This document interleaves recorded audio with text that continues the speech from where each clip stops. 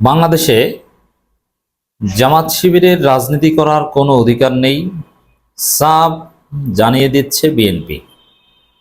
অবাক হচ্ছেন? It's true. BNP মনে করছে বাংলাদেশে জামাত ইসলামের রাজনীতি করার অধিকার নেই। আমি যে কথাটা বারবার বলি, রাজনীতি 360 ডিগ্রি ঘুরে গিয়েছে। যেই বিএনপি জামাত ইসলামের রাজনৈতিক অধিকার ফিরিয়ে দিয়েছে জিয়াউর রহমান, যে বিএনপি দুইবার ক্ষমতা এসেছে অ্যাবসলিউটলি জামাত ইসলামী সমর্থন নিয়ে, সেই বিএনপি এখন বলছে, আনুষ্ঠানিকভাবে বলছে, দেখেন, রাজনৈতিক প্রতিপক্ষকে ঘায়েল করা বা রাজনৈতিক সমালোচনা করা, দ্যাটস ডিফারেন্ট, কিন্তু রাজনৈতিক অধিকার কেড়ে নেওয়ার মতো কথা বলা, এটা ফ্যাসিজমের সর্বোচ্চ মাত্রা। বিএনপি এখন বলার চেষ্টা করছে জামাত ইসলামের রাজনীতি করার অধিকারই নেই, যেটা আওয়ামী লীগ বলতো। দেখেন, আওয়ামী লীগ বিএনপির উপর দমন পীড়ন করেছে, রাইট? সেটা একটা পার্সপেক্টিভে করেছে। আর জামাত ইসলামের উপর দমন পীড়ন করেছে, দ্যাটস ডিফারেন্ট পার্সপেক্টিভে। পার্থক্যটা কি? What is the difference between this? পার্থক্য হচ্ছে যে বিএনপি রাজনীতির অধিকার স্বীকার করে তাদের প্রতিপক্ষ হিসাবে নির্যাতন করেছে, আর জামাত ইসলামীকে ডিহিউম্যানাইজ করেছে, তাদের রাজনীতির অধিকার কেড়ে নেওয়ার চেষ্টা করেছে। যেমন আপনি দেখেছেন, গত 16 বছরে বিএনপির সব পার্টি অফিস খোলা ছিল, বিএনপির প্রোগ্রামের অনুমতি পেয়েছে, সমাবেশ করতে পেরেছে, বিক্ষোভ মিছিল করতে পেরেছে, তাদের কিন্তু ঝটিকা মিছিল করতে হয়নি।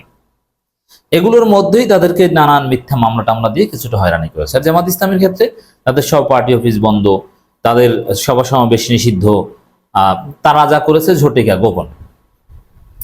তো একটা হচ্ছে রাজনীতির অধিকার স্বীকার করে প্রতিপক্ষকে দমন করা, আর একটা হচ্ছে রাজনীতির অধিকার অস্বীকার করে ডিহিউম্যানাইজ করে রাজনৈতিক অধিকার কেড়ে নেওয়া। তখন আপনি তাকে মানুষ মনে করবেন না, এটা হচ্ছে বিষয়। তো দর্শক, বিএনপি জামাত ইসলামের ক্ষেত্রে দ্বিতীয়টা প্রয়োগ করতে যাচ্ছে, সেটা হচ্ছে যে রাজনীতির অধিকারই নেই, মানে জামাতকে জামাত করতে দিবে না। এবং এটা একটা মহা প্রজেক্ট যে জামাত ইসলামীকে রাজনীতি করতে দিবে না বাংলাদেশে। কারণ জামাত ইসলামী হচ্ছে সব আধিপত্যবাদীদের একমাত্র বাধা। জামাত আছে বলে অনেকে লুটপাট, চোর, চুরি এগুলো সম্ভব হচ্ছে না বা সম্ভব হবে না। জামাত ইসলামীর হাজারো সমালোচনা আমাদেরও আছে, কিন্তু জামাত ইসলামী বাংলাদেশের জন্য একটা ব্লেজিং। জামাত ক্ষমতায় আসতে পারুক বা না পারুক, জামাত ইসলামের জন্য চেকস অ্যান্ড ব্যালেন্স হচ্ছে। জামাত ইসলামের জন্য অনেক অপকর্ম ঠেকে আসে, অনেক আধিপত্যবাদ ঠেকে আছে। এই জন্য জামাত ইসলামীকে সবাই শত্রু মনে করে। তো এটার সাথে শিবিরের সাবেক লোকজনও জড়িত অনেকে, যে তারা জামাতকে চায় না। কেন? তাদের নিজস্ব একটা রাজনৈতিক উচ্চাভিলাষ আছে। তারা মনে করে জামাত না থাকলে জামাতের এই বিশাল সমর্থক গোষ্ঠী তো তারা ভাগ বটরা করে নিয়ে রাজনীতি করতে পারবেন। এই জন্য তারাও জামাতকে চান না যে জামাত নিশ্চিহ্ন হোক, জামাত ধ্বংস হোক। কিন্তু মজার বিষয় হচ্ছে যে হাসিনা, ভারত, রাশিয়া, চীন, সারা পৃথিবী মিলেই জামাতকে ধ্বংস করতে পারলো না। জামাত কয়েক গুণ বেশি শক্তি নিয়ে, বরং অতীতের যে কোনো সমাজ চাইতে শক্তিশালীভাবে ফিরে এসেছে। আর এখন বিএনপি আর কি বা করবে? বিএনপি তো ঈদের পর আন্দোলন। আর ছোট ছোট বাচ্চা ছেলে যারা কিছুদিন আগে শিবির করতো, এখন জামাতকে নিশ্চিহ্ন করতে চায়, তারাই বা কি করবে? বরং তারাই নিশ্চিহ্ন হয়ে যাবে। দর্শক, বরকতুল্লাহ বুলু বিএনপির অজু তত্ত্বের আবিষ্কারক। তারেক রহমানের নাম নিতে হলে অজু লাগবে। এই বরকতুল্লাহ বুলু এর মানে আলেম মানুষ, ফতোয়া দিতে পারেন কখন অজু লাগবে, কখন গোসল ফরজ ওয়াজিব, এগুলো তিনি জানেন। যেহেতু তারেক রহমানের নামের আগে অজু লাগবে, এই মাসালা তিনি দিতে পেরেছেন, এই জন্য আলেম বলি তাকে।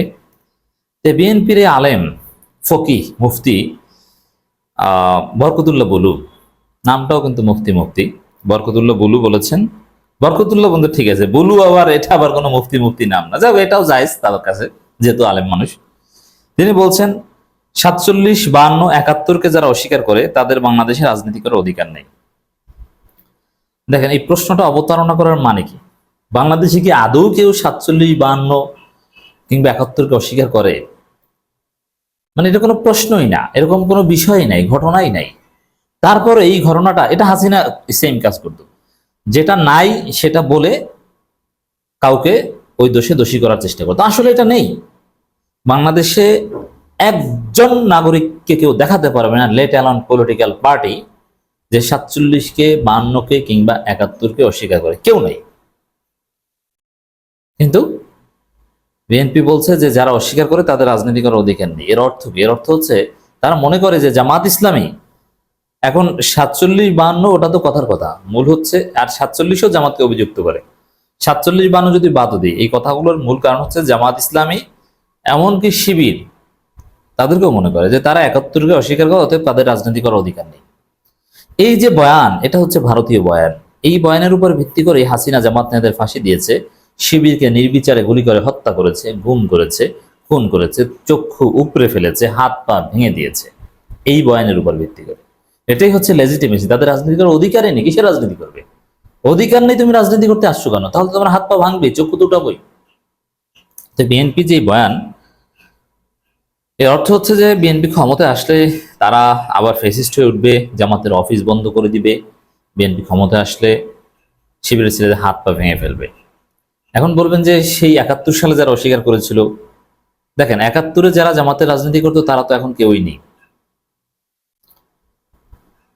সবাই 71 পরবর্তী প্রজন্ম, তাদেরকেও এই দোষী করছে। এমনকি এই যাদের জন্ম 96 সাল 97 সালে বাচ্চা বাচ্চা ছেলেরা, তারাও জামাতকে রাজাকার বলে গালি দিচ্ছে। আপনি চিন্তা করছেন? এই বরকতুল্লাহ বুলুরা তো বয়স্ক, তারা দিতে পারে, ছোট ছোট বাচ্চা কিছুদিন আগে শিবির করেছে, এরা এখন জামাতকে রাজাকার বলে গালি দেয়। এর অর্থ কি? এর অর্থ হচ্ছে জামাতের রাজনীতি কেউ চায় না, এরা চায় না, এরা ধ্বংস করতে চায়। তো দর্শক, বিএনপি সহ আর অনেকে এটা স্পষ্ট করছে যে জামাতের রাজনীতি করার অধিকার নেই। জামাত ভালো না, ধর্ম নিয়ে রাজনীতি করে অপব্যাখ্যা করে, এগুলো বলুক, এটা একটা দিক। আর রাজনীতি করার অধিকার নেই কথা বলাটা অনেক বড় কিছু। বিএনপির কেন্দ্রীয় ভাইস চেয়ারম্যান বরকতুল্লাহ বুলু বলেছেন, যারা 47, 52, 71-কে অস্বীকার করে তাদের বাংলাদেশে রাজনীতি করার অধিকার নেই। সেম এনসিপির বাচ্চারা ওই কথা বলছে। যারা 30 লাখ শহীদকে অস্বীকার করে, যারা মুক্তিযুদ্ধকে স্বীকার করে না, যারা শহীদ প্রেসিডেন্ট জিয়াউর রহমানের স্বাধীনতার ঘোষণাকে স্বীকার করে না, মানে এটা অন্যদেরকে পেঁচিয়ে টেচিয়ে একটু জগা খিচুড়ি পাকানোর চেষ্টা করেন। 30 লাখ শহীদকে দেখেন রাজনীতি কিভাবে ঘুরে গেছে। এই 30 লাখ শহীদ নিয়ে খালেদা জিয়া নিজে প্রশ্ন তুলেছেন, জাতীয় সঙ্গীত নিয়ে জিয়াউর রহমান নিজে প্রশ্ন তুলেছেন। এখন সেই জাতীয় সঙ্গীত, এখন সেই 30 লাখ শহীদ বিএনপির কাছে আদর্শ। এর মানে কি? আওয়ামী লীগ যে বিষয়গুলো নিয়ে ফ্যাসিস্টে উঠেছিল, ওই বিষয়গুলো এখন বিএনপি ধরেছে।